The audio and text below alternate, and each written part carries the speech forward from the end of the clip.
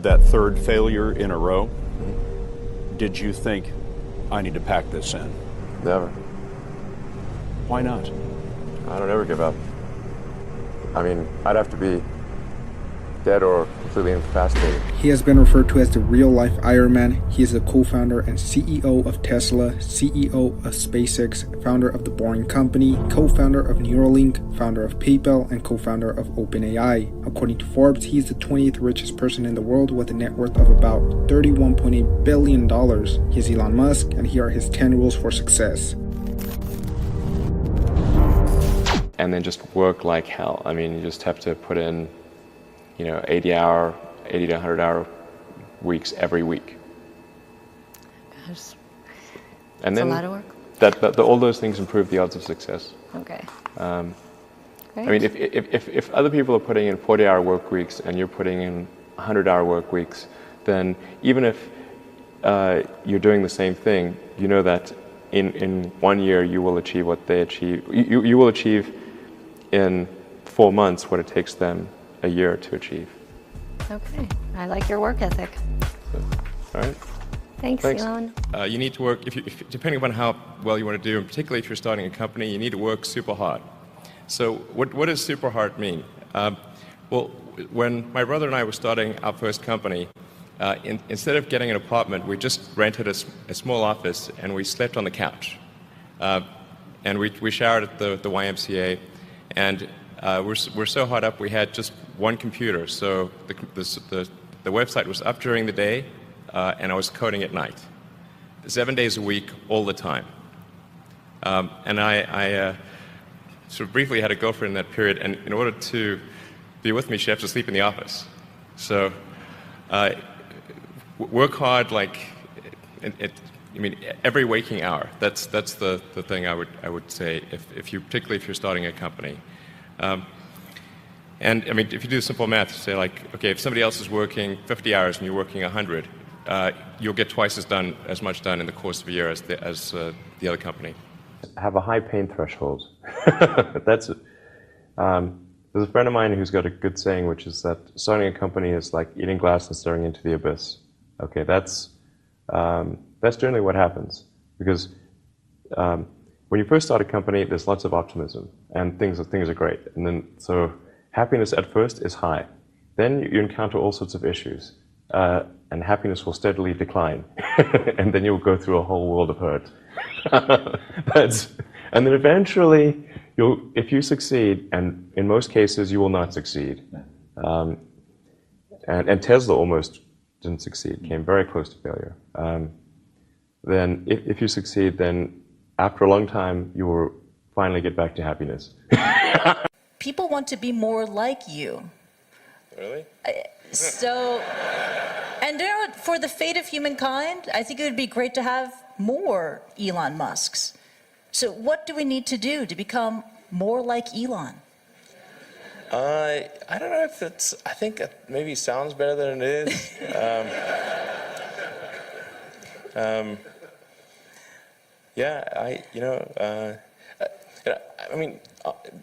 Honestly, like there's a friend of mine who's got a great saying about creating a company, which is trying to build a company and have it succeed is like eating glass and staring into the abyss.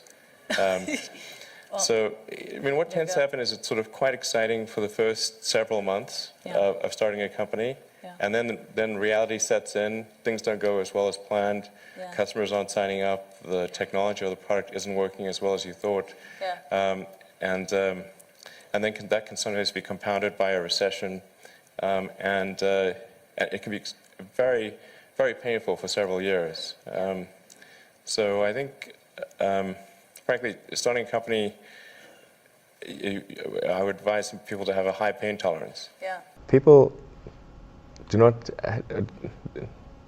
think critically enough. I mean, critical thinking is a skill in short supply, where people take too many things they assume too many things to be true without sufficient basis in that belief. So it's very important that people closely analyze what is supposed to be true and try to build up try to say, let's analyze things from first principles, not by analogy or not by convention. If you assume things are true by convention, which is actually what most people do, then it's difficult to gain insight into how things can be bettered.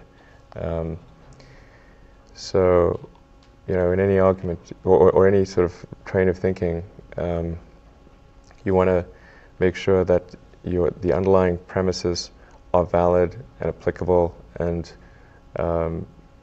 then in reaching a conclusion, that the conclusion you're reaching is necessarily driven by the underlying premises and the interconnection between those premises. That may seem like a really simple thing to say, but most people don't do that. So it's really the foundation of rational thought. If somebody is doing something that is useful to the rest of society, I think that's a good thing. Like, it doesn't have to change the world. Like, if you're doing something that has high value to people, and frankly, even if it's like just a little game, or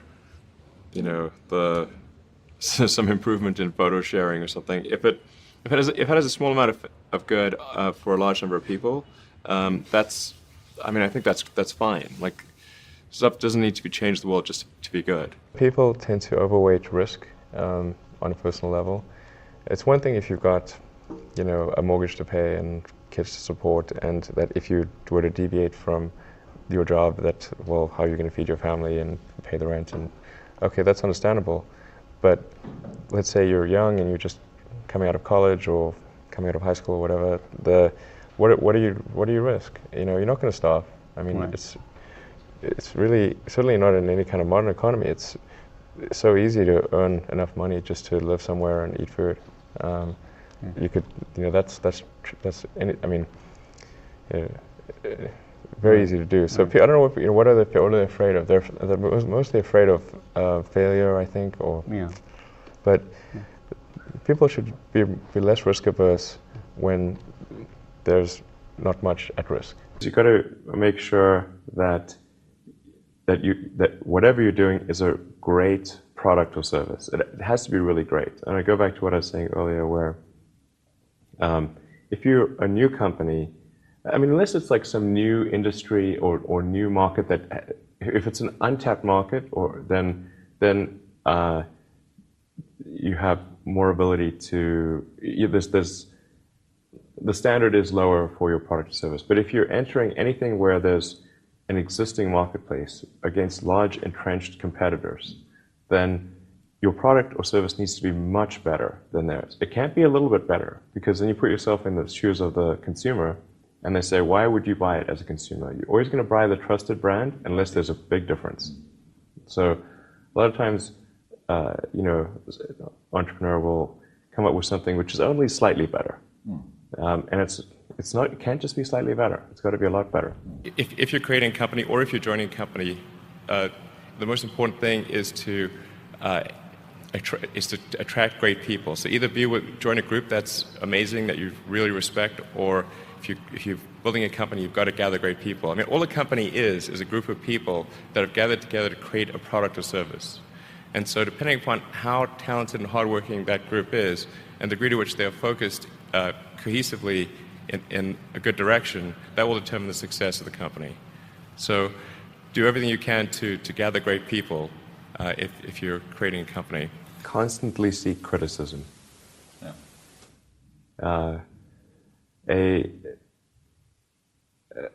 A well thought out critique of whatever you're doing is as valuable as gold. And you should seek that from everyone you can, but particularly your friends. Usually your friends know what's wrong, but they don't want to tell you because they don't want to hurt you. So lift you up, sort of your. Yeah. So they'll say, "Oh, I wouldn't encourage my friend, so I'm not going to tell him what I think is wrong with his product." Yeah. It doesn't mean your friends are right, but very often they are right, and you at least want to listen very carefully to what they say, and to everyone. If you're looking for, basically, you should take the approach that you're wrong.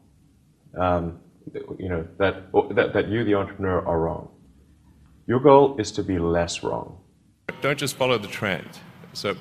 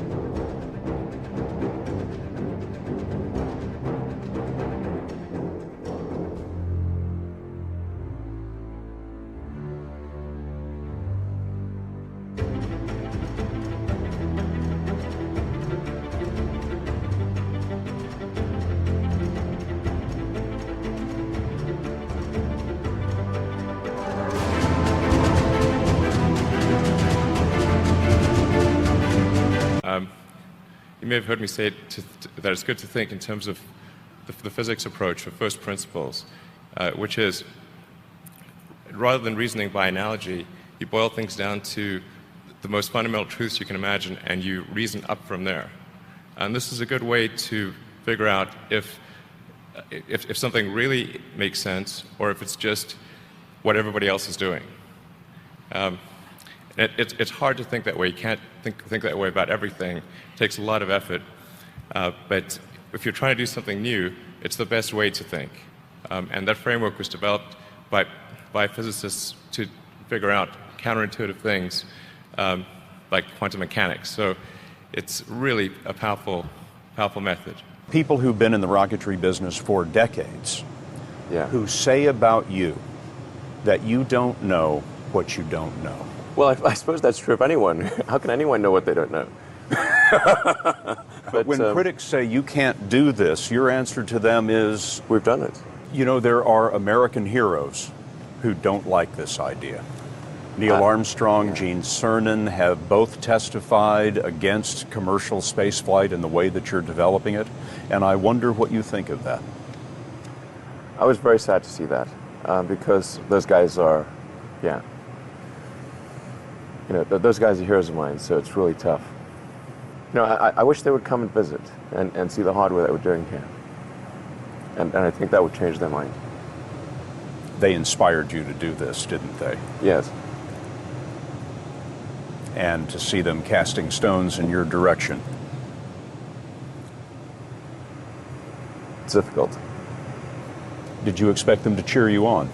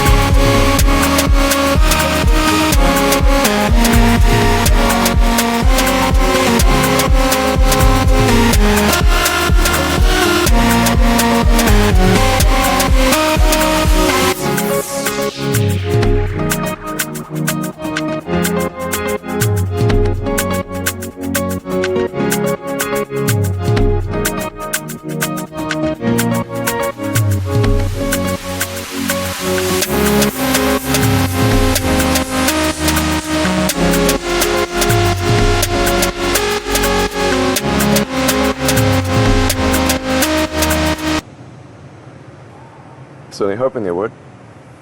What are you trying to prove to them? What I'm trying to do is to make a significant difference in spaceflight and help make spaceflight accessible to almost anyone.